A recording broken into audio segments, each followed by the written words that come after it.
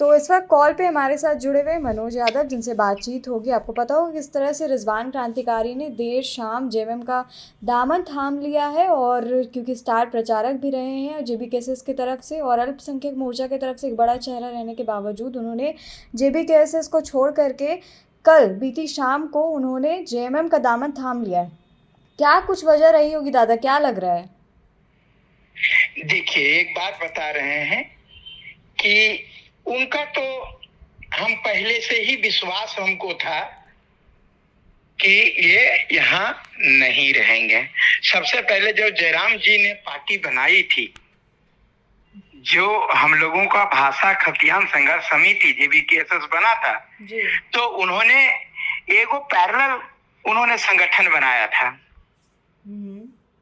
ठीक है, आपको पता होगा। और पैरेलल संगठन बनाया था, लेकिन उनको वो ख्याति नहीं मिल पाई जी। तो वो पुनः जो है हमारे जगह में आ गए और हम लोगों ने सम्मान के साथ उनको जो है सम्मान दिया। पूरी तरह से हमने अल्पसंख्यक मोर्चा का उन्हें बाकायदे अध्यक्ष भी बनाया और जहां भी प्रोग्राम होता था रिजवान क्रांतिकारी जी को जरूर भाषण देने का अवसर मिलता था और वो उन्होंने नाम कमा भी लिया था।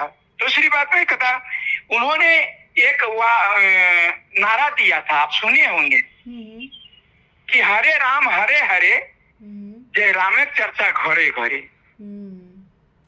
ये चीज जो है उन्हीं का दिया हुआ था जी।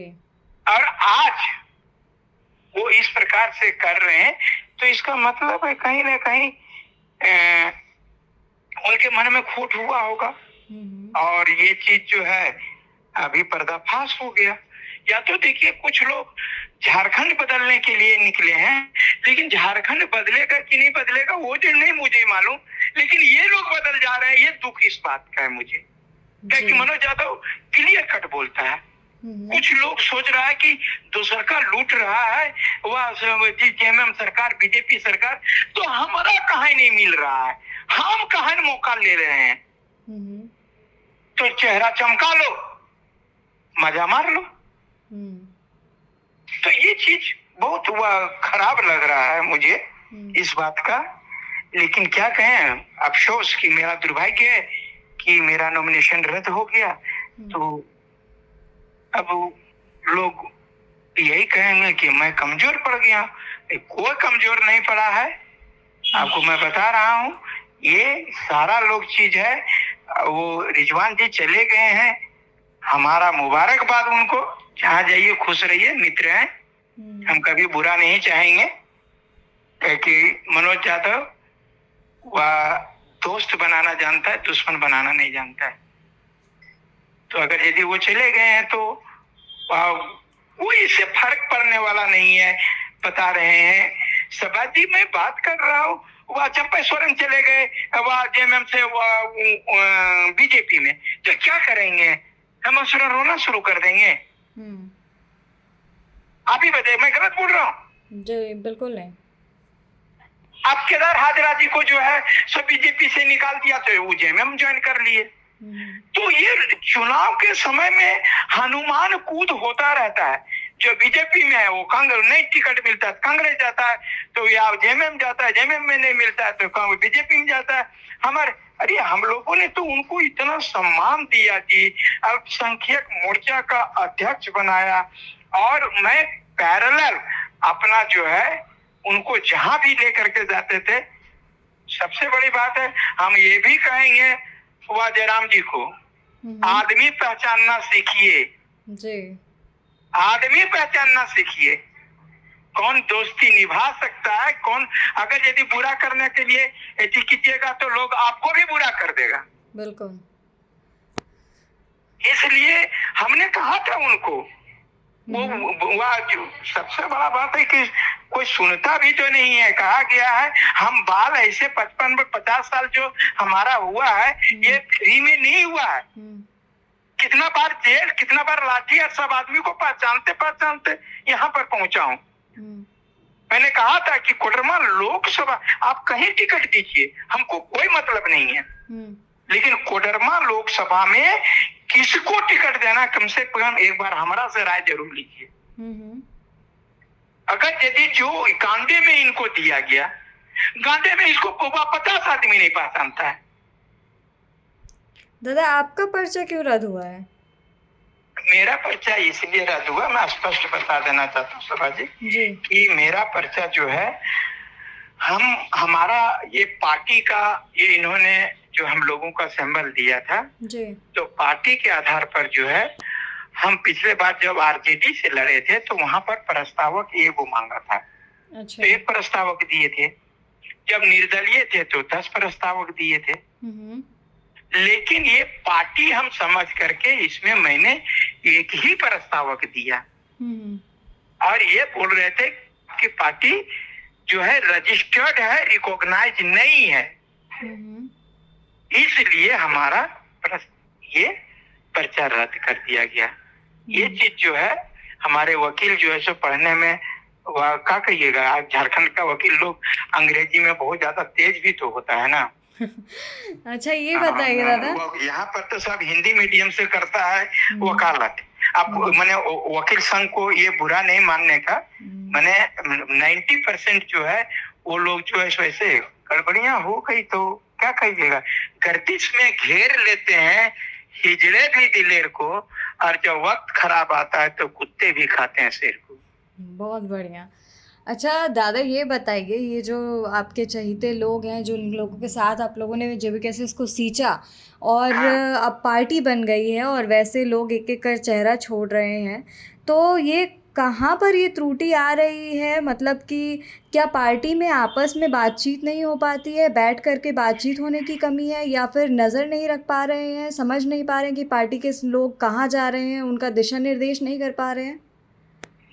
देखिए, कुछ कोऑर्डिनेशन का अभाव तो है ही, कुछ कोऑर्डिनेशन का अभाव। सबसे पहले मैंने जयराम जी को स्पष्ट में बोला था कि अगर यदि ये जो अनुभवी व्यक्ति लोग हैं, अब कौन इनका एडवाइजर है पता नहीं, हमने कहा था कि अनुभवी व्यक्ति को लेकर के, नहीं तो सबको कहेगा ये लड़का लड़का पार्टी है, जैसे तैसे करता है, और इस प्रकार से जो है सो अनुभव की कमी है इन लोगों में, इस प्रकार के आरोप लगेंगे।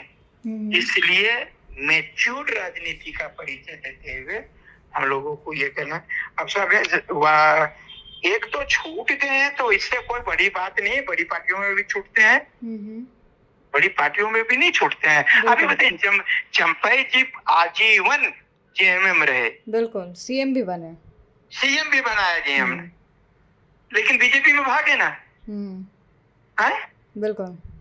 यही वह जेवीएम पार्टी बनाए थे, 10-11 सीट तक, 8 सीट तक वह जीते थे बाबूलाल मरांडी। वो बोले थे वह हम क्या कहते हैं कुतुब मीनार से कूद जाएंगे लेकिन भाजपा में नहीं जाएंगे, गए ना भाजपा में। है तो ये सब बातें क्या कहिएगा, राजनीति में वह नीतीश जी जो है सच पलटी मारते मारते वो अब नीतीश नाम नहीं होकर उनका नाम पलटू राम हो गया है, तो उसको क्या करिएगा, होता है सभा जी ऐसा। और पार्टी कहीं से कमजोर नहीं है, और मान लीजिए एक मुस्लिम चेहरा गया है तो फरजान खान जी हैं, एक तो बड़ा नेता तो हमारा है ही फरजान खान जी जो बराबर जो है हमारा जहाँ भी होता है तो उनका चेहरा दिखता है। अच्छा एक आखिरी सवाल लेंगे, अभी जो चुनाव आ रहा है विधानसभा चुनाव, उसको लेकर के जेएलके अपनी जीत को किस तरीके से देख रही है? आप 23 तारीख का इंतजार कीजिए, 23 तारीख का इंतजार कीजिए, उसके बाद में पता चलेगा, क्योंकि हम जो आवाज से बोल रहे हैं वही आवाज से मेरा 23 तारीख को सुनाई देगा। जो आवाज में जो आज खनक है हमारा वो 23 तारीख तक जो है बरकरार रहेगा, और निश्चित रूप से हम लोग बहुत सत्ता के करीब होंगे।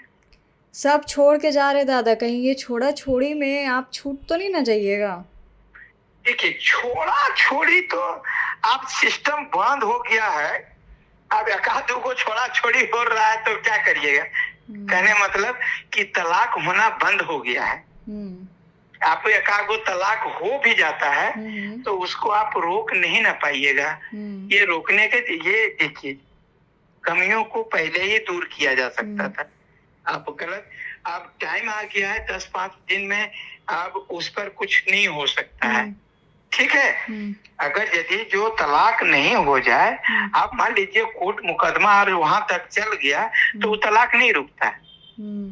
जब तक गांव में सुलह होता है, पंचायती होता है, तब उस पर आशा किया जा सकता है। तो अब जो है हमारी पार्टी इस पर पुनर्विचार करेगी और अभी जो है हम चाहेंगे कि ऐसे वह मौके पर जो रिजवान जी गए हैं तो वैसे स्थिति में हम लोग कैसे इसको रिकवर करें, हम लोग इस बात को करेंगे।